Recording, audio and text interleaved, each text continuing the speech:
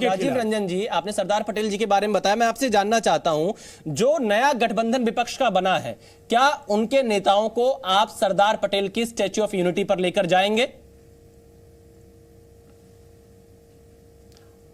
सबसे पहले तो मैं एक दल का पदाधिकारी हूं और ऐसे लेकिन आप तो उस गठबंधन के सहयोगी दल में से एक हैं। नहीं, मैं आपको विशाल जी आपको मैं अपने तरीके से कहना चाहता हूं।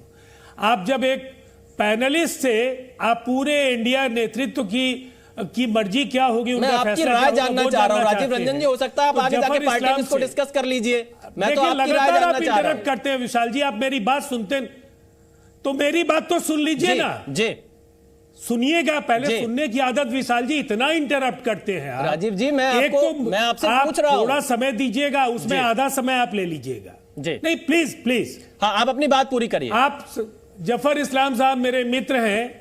जफर इस्लाम साहब से मेरी बात पूरी होने के बाद मुझे एक इंपॉर्टेंट बात अभी और कहनी है जी। इनसे कहलवा दीजिए कि क्या मोटेरा स्टेडियम का नाम फिर से सरदार वल्लभ भाई पटेल का करा लेंगे, तो मैं विपक्ष के नेताओं को आपकी ओर से आपने जो सुझाव दिया है मैं जरूर उन तक पहुंचा दूंगा, पहली बात जी। और मैं अभी एलजेपी प्रवक्ता को सुन रहा था, नीतीश कुमार जी के प्रति इनके मन में काफी आदर है, लेकिन ये अत्यंत आहत है कि वो लालू जी के साथ चले गए और इनकी पार्टी लालू जी के साथ काम कर चुकी है, इनकी पार्टी कांग्रेस के साथ काम कर चुकी है। श्रद्धेय रामविलास पासवान जी हम लोगों के नेता थे और मैंने उनके साथ काम किया है, लेकिन दुर्भाग्य या सौभाग्य से उन्हें मौसम वैज्ञानिक कहा जाता था और वो मौसम का आकलन करके किसके साथ होना है वो तय करते थे। इसलिए इस तरह की नसीहतें पैनल में बैठकर देना, मुझे लगता है जनता सब कुछ समझती है और प्रधानमंत्री नरेंद्र मोदी जी बड़ी बड़ी बातें करने के बजाय अगर काम करना शुरू कर दें अपने पूर्ववर्ती प्रधानमंत्रियों के साथ की तरह, तो शायद देश ज्यादा प्रसन्न होगा। मालदीव में जो चीन का प्रभुत्व है वो बढ़ रहा है, जिस तरीके से श्रीलंका में उनका प्रभाव बढ़ रहा है। का जवाब लेता हूं राजीव रंजन जी। मित्र भूटान में चीन का प्रभाव बढ़ रहा है। अच्छा धीरेन्द्र नेपाल में प्रभाव बढ़ रहा है। आप अपनी बात रखिए, मैं जफर इस्लाम से सरदार पटेल पर उनका पक्ष जानूंगा। धीरेन्द्र कुमार जी आप अपनी बात रखिए जी। देखिए, राजीव जी की भी मैं इज्जत करता हूं, राजीव जी बड़ा एथिकल राजनीति करते हैं। ये जो आरोप लगाया इन्होंने, ठीक है, हमारी पार्टी, हमारे नेता दोनों गठबंधनों में रहने का अनुभव प्राप्त हमारी पार्टी है, लेकिन इसके बावजूद कह रहे हैं कि आज जिस तरफ आप हैं कहीं से आपका दिल नहीं अलाउ कर रहा है, न नीतीश कुमार जी का दिल अलाउ कर रहा है। जहां पर आपने गठबंधन बनाया, बिहार के लोग जानते हैं कि आपका उदय लालू विरोध से हुआ है और जितना तरह का मुकदमा से लेके आज ये जो भी भुगतान भुगत रहे हैं वो सब उसमें आपका एक अहम योगदान है। इसके लिए बिहार की जनता आपको धन्यवाद करती थी, लेकिन आप सत्ता के लुलुकता के चलते उनके साथ हाथ मिला लिए, ये कहां का बात हो गया। दूसरी बात, मतलब आप अपने आप को सत्ता लोलुप मानते हैं कि नहीं, पहले ये बता दीजिए।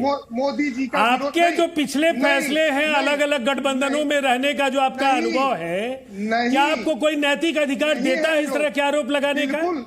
बिल्कुल, इसलिए कि गुड़ नहीं खाने की सलाह देने के पहले गुड़ खाना बंद कर दीजिए। गुड़ खाना बंद, गुड़ नहीं खाने की सलाह देने के पहले स्वयं गुड़ खाना बंद कर दीजिए। लेकिन कब कल किसके साथ जाएंगे ये आपका कोई खुद ठिकाना नहीं है। और जफर इस्लाम साहब की पार्टी से तो पूछ लीजिए, कभी पीडीपी, कभी पीएमके, पेट भर भर करके गालियां देना और उसके बाद हाथ मिलाना। आप दोनों जो दल हैं उनसे सबक सीखने की जरूरत। चलिए देखिए धीरेन्द्र जी आपने अपनी बात रखी। राजीव रंजन ने जो सवाल उठाया, मैंने क्योंकि मैं गुजरात चुनाव के दौरान, राजीव रंजन जी मैं गुजरात चुनाव के दौरान अहमदाबाद में मौजूद था, उस समय भी ये मुद्दा काफी उठा था जो आपने उठाया कि नरेंद्र मोदी स्टेडियम और सरदार पटेल का। मैंने क्रॉस चेक करने के लिए पीआईबी की एक प्रेस रिलीज भी अपने सिस्टम पर ओपन की है, जिसमें यह लिखा गया है कि सरदार वल्लभ भाई पटेल खेल परिसर का एक हिस्सा है नरेंद्र मोदी क्रिकेट स्टेडियम। खैर आपने जो सवाल उठाया मैं उसका जवाब बीजेपी के प्रवक्ता से एक बार ले लेता हूं। जफर इस्लाम। नहीं, अब मैं आपके सवाल का पीआईबी का जवाब ट्विस्टेड है, मैं आपको और स्पष्ट कर देता हूं। वो एक नए खेल परिसर का नामकरण वहां सरदार वल्लभ भाई पटेल जी के नाम पर। चलिए मैं जफर इस्लाम का जवाब लेता हूं। मैं जफर इस्लाम का जवाब लेता हूं। आपने सवाल उठाया जफर इस्लाम साहब नाम पर हुआ है, वो सरदार वल्लभ भाई पटेल के नाम। जफर जी देखिए अंदर में तो 100 फैसिलिटीज है, 100 तरह के ये है, उसमें सबके अलग अलग नाम है। ऐसा थोड़ी कि नेहरू म्यूजियम बना दिया और उसके अंदर किसी और को नहीं। आज सब प्रधानमंत्री के लिए म्यूजियम वहां बन गया। उसी तरह से वो परिसर में सब बहुत सारे ऐसे बहुत बड़े जो हमारे महापुरुष हैं उनके नाम से वहां पर खेल के अलग अलग जो है सुविधा जो है क्रिएट की गई है। लेकिन वे राजीव भाई आप मित्र हमारे, एक बात बताइए, घुटन नहीं हो रही है? बताइए कांग्रेस के साथ जुड़ के सच ही बताइए, घुटन हो रही है कि नहीं? डर तो लग रहा होगा आपको, इसलिए कि देखिए कांग्रेस, देखिए 24 में हम लोग वापसी रोकने जा रहे हैं। हम लोग दुखी नहीं है, बेहद उत्साहित हैं, बेहद प्रसन्न हैं और जनता की सेवा करने के लिए तत्पर रहेंगे। मेरे सवाल तो सुन लीजिए राजीव भाई, कांग्रेस तो सिमट रही है। आपके बारे में भी कहा जा रहा है कि जो भी हमसे ताकत बल मिलता था उसको बल को आप खत्म कर दिया। और आप दूसरा देखिए, रामविलास पासवान, स्वर्गीय रामविलास पासवान जी के बारे में बात करते, उनके बेटे अकेले लड़े जब, तो आपको कितना बड़ा झटका, कहां से कहां बैठा दिया जमीन पे। अगली बार हमारे साथ लड़ेंगे, एनडीए के पार्टनर है, आपको ही पता है कि क्या आपके साथ होने वाला है। और उस पर से पिछली बार भी एनडीए के साथ थे और आपकी सरपरस्ती में वो काम वो कर रहे थे। इसलिए भीतर घात को लेकर के आपका जो प्रशिक्षण है वो निसंदेह उस प्रशिक्षण को कोई चुनौती नहीं दे सकता है।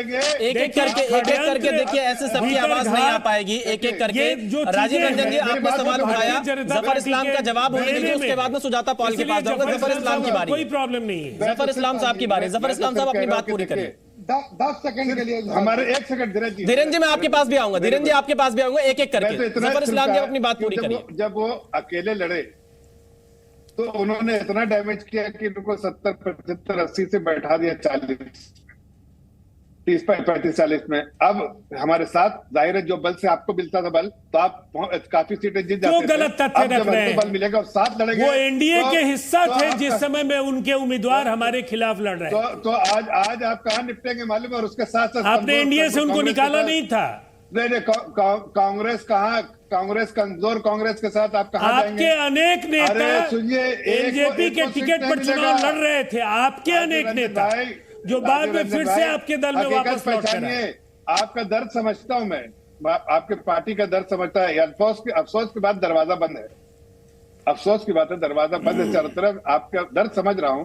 कांग्रेस के साथ आप बीमार पड़ जाएंगे, वहां नीचे आ जाएंगे, तो सबको पता है, आपको ही पता है, आपके पार्टी को गलत फैसला लिया है, भुगतेंगे। आप सोच रहे थे कि भाई जो इनके बच्चे जो है वो हम आराम से उसको देख लेंगे। अब उनको बल बहुत मिला है। अब देखिए आगे हमारी चिंता नहीं कीजिए, देश की चिंता कीजिए जफर इस्लाम साहब। देश आपको 24 में वापस नहीं देखने के लिए तैयार है। अरे अकेले आपको खत्म, हमारी चिंता मत कीजिए, आप हमारे मित्र हैं। मेरी परवाह मत कीजिए, देश की परवाह कीजिए। देश को आपकी जरूरत नहीं दिखती है। आप 24 में वापस नहीं होने जा रहे हैं। आपके पक्की हार मौजूद है, आपकी हार तो पक्की है। 2024 में बहुत कम सीटें लेकर रहेंगे, नहीं के बराबर। चलिए।